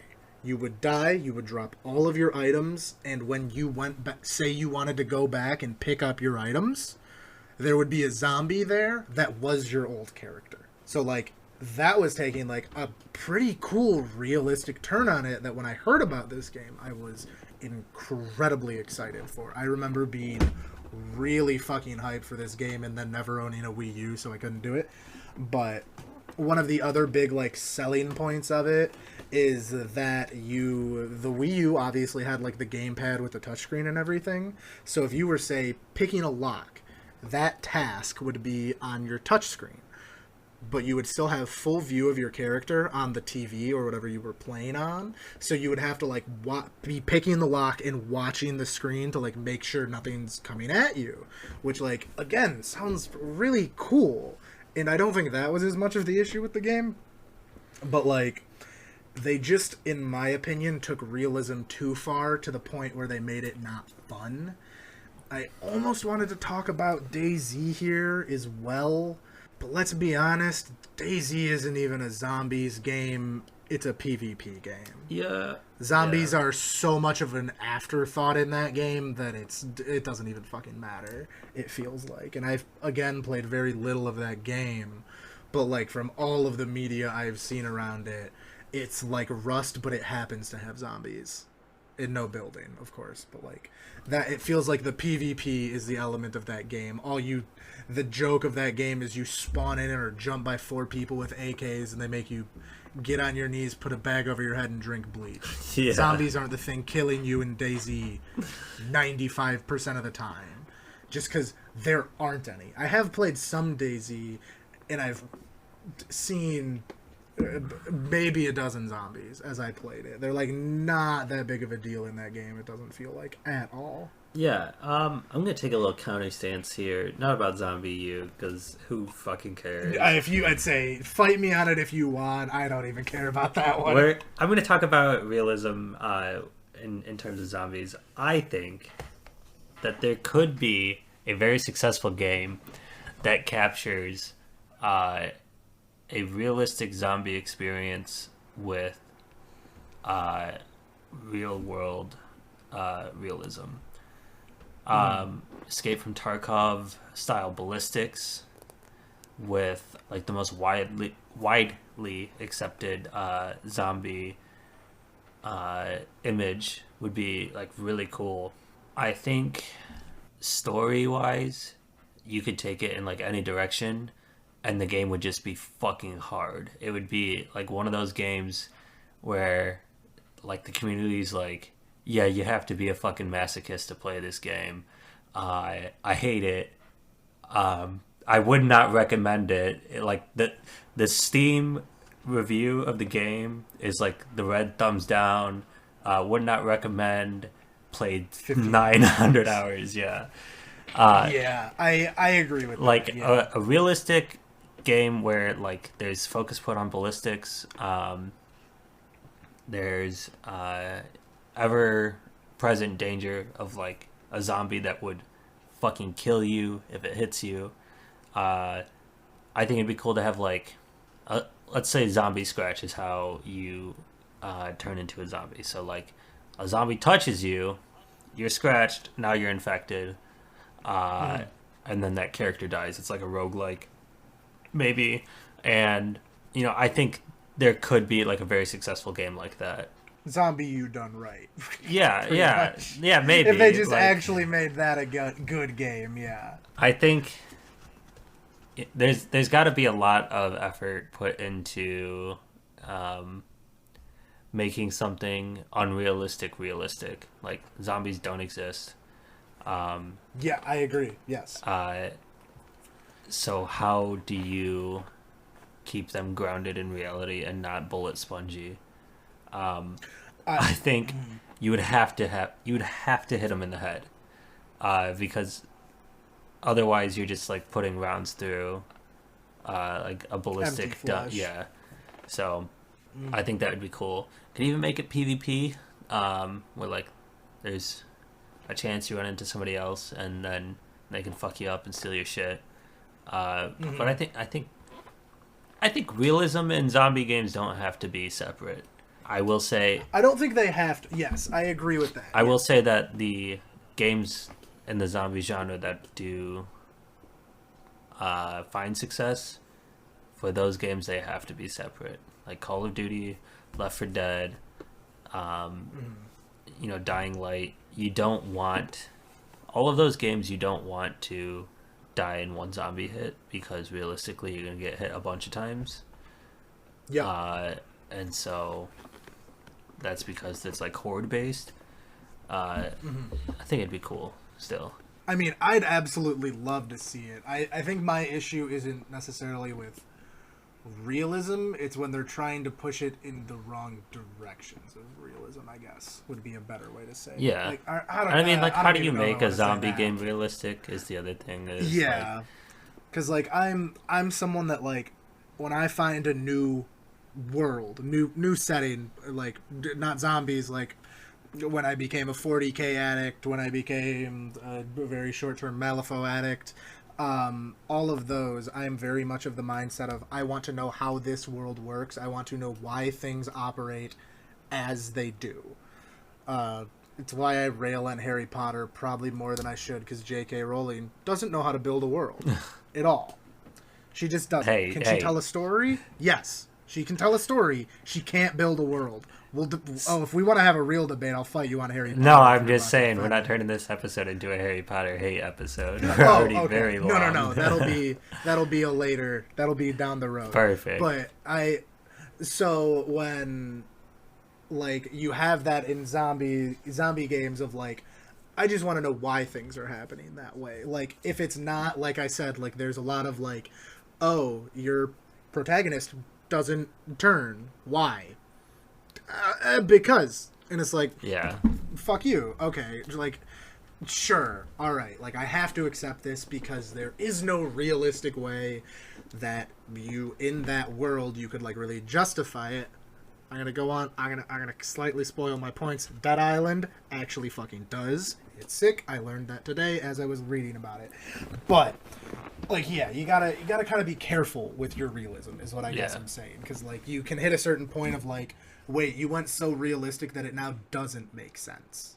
You've gone too far now, you know? Yeah. So my last issue, before I get into my actual final point, which is the defense of Dead Island, is not technically an issue with zombie games, but I feel like there was a real oversaturation of zombie media for, like, a while. Yeah. Like how we kind of rotate through our favorite enemy of the decade. It was zombies for, like, probably longer than it should have been, and I think people kind of got sick of it. Yeah, I mean, Walking Dead, like, biggest TV show at the time. Zombies, you know, Call of Duty zombies, Call of Duty being, like, the biggest game for a while. Yeah, I mean, these things happen. Yeah, so I think, like, it's not, like, a fair thing to call out. It's not a criticism with zombies by any means, but it's, like, I think a bad thing that kind of happened to them that isn't their fault, but, like, that's just how media is produced in this country. Yeah. It just kind of happens that way. Like, I went through, like, the new Resident Evil Village enemy types, and, like, literally none of them were just, like, a stock zombie like you would find. Like, don't get me wrong, like, Resident Evil 4, they weren't technically zombies. They were infected by the Las Plagas virus. But, like, they acted and looked like zombies. That didn't seem to be true in the new Resident Evil game. They were using, like, a lot of vampires and werewolves and things, which is, don't get me wrong, super cool. I love vampires and werewolves. But if I'm thinking Resident Evil, I'm thinking zombies. And it's so weird to me that there doesn't seem to be zombies in a Resident Evil game. Yeah, and I think the other thing that we gotta realize is that when there is, like, this oversaturation, people look for a new way to represent zombies, and a lot of it doesn't work. Yeah. I agree. And so it's like a lot of games are, like, falling flat, and then you have the other issue is certain games can always be played, and it's just a matter of the newest one. I'm going to use Call of Duty here as an example because they spit one out every fucking year. Yep. And I think zombies hasn't had the chance to just, as a genre, be made in a way where it's just, yeah, this is the newest zombie games where it's just made for the new generation of consoles or hardware or software engines or, you know, there's no remake market because there's people that are wanting to make their own zombie games, and their own zombie games don't have an identity outside of a zombie game. And that's kind of sad to say, but, like, people out there that are making zombie games are, like, this is just another zombie game. Yeah, like even Back for Blood, which is outside of Dying Light 2, like realistically the most recent zombie game, it's kind of just Left 4 Dead with extra steps. Yeah. When you really boil it down, not even when you really boil it down, in the like state it's in, like you don't even have to simplify it. It's just Left 4 Dead with extra steps. So like you're right. It hasn't been a lot of like room to breathe or like innovation in the genre in a while. Like I'd say Left 4 Dead 2 is like different than a lot of the zombie games out there. But if you're going to say that one of the games revolutionized it and, like, innovated, it's not Left 4 Dead 2, it's Left 4 Dead 1. Right. Left 4 Dead 1 did the thing where parkour and the free running and everything like that was, like, a major, major part of that game. So, like, you can't even say that Left 4 Dead 2, like, is capitalizing on it. They did good with it. They made very good improvements to the system. But, like, it's not new anymore. It's just the same thing they did before. Yeah. And now I think we're going to come to the black sheep of zombie games. Dead Island. Go ahead. So, honestly, this is genuinely one of my favorite games of all time. Especially the first one, Dead Island Riptide, is also a good game. That is the second game in the series. But, like, for real, I have a very special place in my heart for Dead Island. Now, one of the two very big issues that people had with this game is that it kind of felt like an 18-hour long movie. If you just like kind of go through the main story, it is cutscene after cutscene after longer cutscene after longer fucking cutscene, and it starts to fucking drag. If you're doing side content and stuff and like mixing it up and pacing yourself, it's a little bit better, but that doesn't change the fact that there is a lot of dialogue, there is a lot of listening, and there, depending on how you play, there might not be as much killing zombies as actively as you want. And that's fair. I can't fight that criticism. One of the other big ones is I will still say that the Dead Island launch trailer is one of the best video game trailers ever fucking made. I will die on that hill. It got me so fucking excited for that game, and it kept me excited throughout the entire time I played that game. However, I know that a lot of people saw that trailer and then felt very let down by the game that was delivered. And I'm talking the cinematic trailer, not the gameplay trailer in this case, where the whole thing, I don't know if you remember it from, like, I remember seeing it on TV, where it was a whole scenario played out in reverse of a young girl attacking her. Yes. Yeah, remember how fucking good that trailer was? Yeah. That, like, I think really got hype way too high for that game.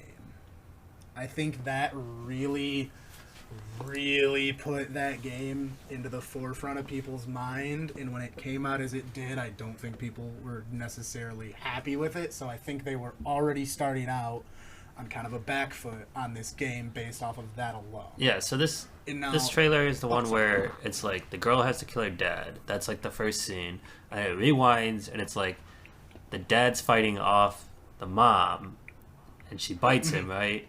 And then it rewinds, and it's like all three of them running from zombies, and like the mom trips and falls or some shit, and she, gets infected, and the dad helps her up, and it's like that's how it progresses, and it like rewinds, and then yeah, it's also the one that, oh god, it ended. I believe it ended with the scene. Oh wait, no. Sorry, not of a little girl hanging, but it's the Dead Island where the eye is, I believe it was like the dad hanging himself after all of that, and after his wife and daughter. Like, it was a powerful fucking trailer. It really was. Yeah. And I'll be honest and say that, like, it's hard for me to, like, point out and kind of find flaws with this game, both because at this point I've played it a rather long time ago, But also, like, to be perfectly honest, I was not super heavily involved in internet culture in 2011 when it launched. Like, yeah, I was on the internet, but I was looking up things I needed and playing Flash games. Like, I wasn't like on Reddit. I wasn't like seeing any discourse about this game. So I was just like, I loved this game and it was great. And then I found out that people fucking hated it, and I was like, oh wait, am I wrong? Because I love this game a lot. I just have like a very special place in my heart for it. So it's a little weird for me to like find them and like go and backdate to like the criticisms people had from literally 11 years ago at this point in time, or like a little under it. So like it's a little tough, but like I know people don't like this game. But there are a couple kind of small flaws. But then we're gonna talk about just like why I love this game so much. Now the first flaw that I think is that so many of the quests felt just the fucking same. Just like, oh hey, we need to go do this. Go find a key. Oh wait, the way to the key is locked. Go find the new way in. Oh wait, there's a horde of zombies there. Wait, no, get the third way in. Okay, we got the key. Go back to the quest giver. Oh, the quest giver got captured. Fuck, go free the quest giver. Okay, quest complete. Next quest. And it's the same thing, maybe in a different order. And like that got fucking tiresome, especially because a lot of the quests were so long and had so many steps like that. It got fucking draining after a while. But like I still enjoyed it. I enjoyed the gameplay around it, but like it just meant that I played it in smaller chunks instead of 13 hours in a fucking day as a high schooler. Right. That's like honestly the biggest thing that I had with it. Was my like biggest issue with that game, and like yeah, the cutscenes got a little annoying, but I enjoyed the story of that game, so it didn't bug me all that much. But I 100% understand where it would bug someone, and I don't remember if they're skippable or not. And if they're not skippable, I understand it a lot fucking more. For fucking sure. Yeah. But like things like that and like that kind of quest design are like all over games still, so like it's something to call out for sure because it's an issue that I think the industry has, but it's certainly one that's in this game as well. So like I said, that's like my biggest gripe with it realistically. So to move on to the things that I really like about this game. Firstly, I really liked all of the main characters that you could play as, of Sam B, a name I'm gonna mispronounce, Jean May. I'm sorry to everyone that knows how to pronounce that. I don't. Logan Carter and Perna Jackson. And I only played as Zambi because he fits my playstyle very well. He is a blunt weapons expert that has the most health in the game, so you can go smack things very hard and not die as easily. So he's who I played as, and I found him to be the most interesting. But all of them felt very unique, not only in their personality, where Logan Carter was an alcoholic fucking baseball player that I believe broke his wrist and was therefore partying on Benoy, the fictional island that this took place on when the zombie outbreak hit. Sam B is a rapper in the world who I didn't mention it during when I talked about Dying Light 2 because I wanted to talk about it during Dead Island. In the opening of Dying Light 2, I didn't realize that Techland made both of those games. I thought Deep Silver made Dead Island, which they did. They produced it, but Techland worked on it as well. The first like house you get to in Dying Light 2 has a record player. And Sam B's big song that I have listened to unironically in my free time many times over the years since I've played this game is called Hoodoo You Voodoo, brackets, bitch. And on the record player, that album is there, and your main character Aiden makes a comment about it, and the fact that that was included genuinely almost made me fucking cry because I have such love for Dead Island, and especially that song in particular, because it was like a gold album, like it like went fucking huge. So I was like, oh my god, that hits her home just so fucking hard to me, which also gives a big rise or a big confirmation bias to my statement that I always like to make of Dead Island walked so Dying Light could run, because Dying Light is just what Dead Island should have been, realistically. Like I've said that Pokemon, the new Pokemon Arceus, feels like a really good tech demo for the next game that they're gonna release. That's what Dead Island felt like. They're like, you've got something there. The combat feels pretty good, but it needs something else. And they were like, what if we put some fucking parkour in this? And then we got Dying Light. And Dying Light's an absolutely fantastic game. Where Dead Island is still very good, but it's just not quite there. If I'm really being honest with myself about it. Like, it needed something else, and then they didn't. Yeah. So I think that it's just the better version of the game, even though I still have a very deep love of Dead Island. So back to the characters and how they're kind of unique in their own way.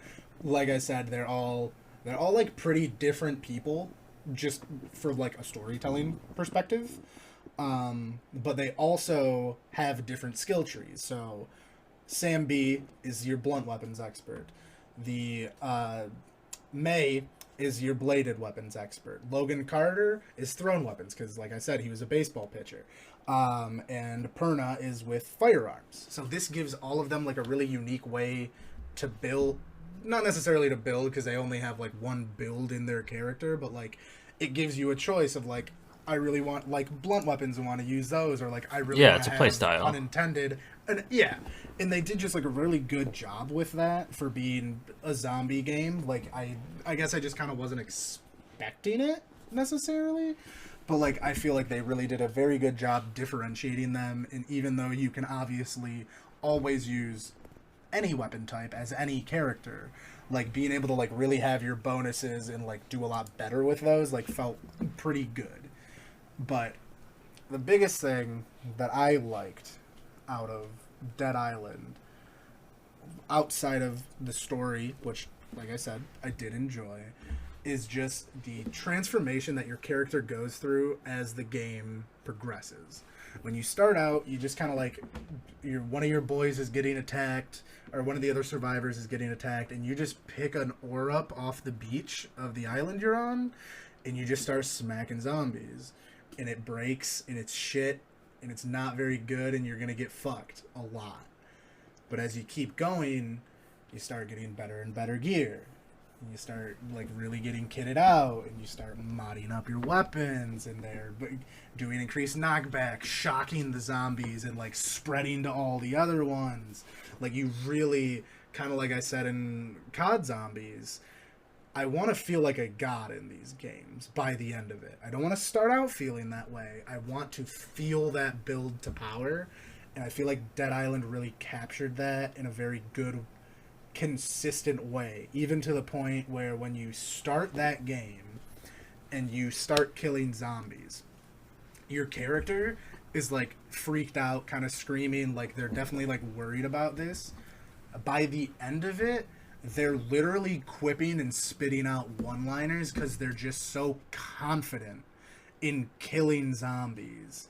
And, like, that's just such a cool, like, minor detail that, like, really shows that they put a lot of care into making sure that this makes sense in, like, your character is growing outside of, like, the story itself. And it was just such a really good part of it that I really, really liked, and you felt, by the end, other than the final boss, which was genuinely fucking difficult, like, you really felt so strong at the end of that game. Like, you look like the stereotypical fucking survivor that's the godsend out of, like, a zombie movie, and it just felt so fucking good. Oh, and to the point of, we don't necessarily, like, the trope of you're immune because you're immune. Turns out, I didn't know this and found out researching it today. The reason that your 4 characters are immune to the virus is because they have O negative blood. Nice. Which does mean that any person in that world with O negative blood is not affected by the virus. Which, like, is that kind of wacky? Yeah, for sure. But, like, I love that even though I didn't know it, it just gives me another level of appreciation for this game. Like, they didn't just want to go with the, we don't feel like explaining it, you're immune because it'd be a pain in the ass if you weren't immune. Like, they really gave it an actual reason that, like, I mean, that's, like, almost somewhat grounded in reality, depending on how a zombie outbreak spreads, of course. But, like, if it was a blood thing, like, that's, like, not an impossible idea to think that, like, a certain blood type would, like, prevent you from it. Because it's, what it is that, not that you don't get it, it's that you're a passive carrier of it. Gotcha. So you still have it in you, it just doesn't affect you. And I just really liked that. That's so cool that they, like, really put that dedication to, like, detail of it, even though, like, it doesn't matter. They could have copped out like every other fucking zombie game, but they just didn't. And I appreciate it. Yeah, that is pretty cool. But like I said, this is... I love it. I will always have a place in my heart for this game. But I'm glad we have Dying Light. Dying Light is the polished version of this game that works so much better.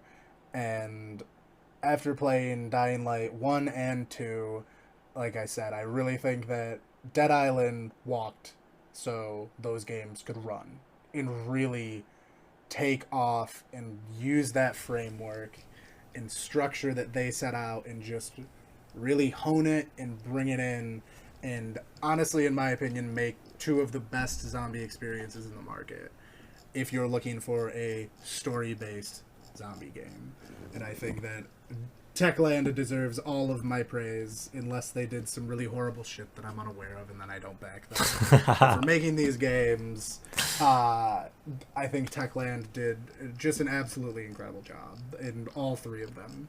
But yeah, I think that they really just culminate to be like 3 of my favorite zombie games when it really comes down to it, even though I can admit the flaws. With Dead Island, it will always keep a very special place in my heart, especially because of their absolutely incredible trailer. But that, I believe, wraps up my 2-hour rant on zombies and why I absolutely love them so fucking much. And I'm sure I didn't convince you on anything, no. but I hope I gave you some new... No, not even a little. Some new ideas to work with of, like, the zombies community does hear criticisms, and they are at least trying to change and make it a little more enticing for the everyman. And they're working on it and getting... I think they might be getting closer to it. If I get to the point where I'm playing games... sporadically, and I want something where I get to win every time, and the challenge is always going to be the same, then I'll pick up a zombie game. But yeah, I don't know, man. They're just not that good to me. It kind of puts me to sleep. I mean, I get it. I don't understand why you play League and Tarkov, but like... Well, Tarkov's kind of shit right now, I'm not gonna lie. Alright, and then I don't understand why you play League still. Take your fucking... Okay, yeah. League's pretty shit, too.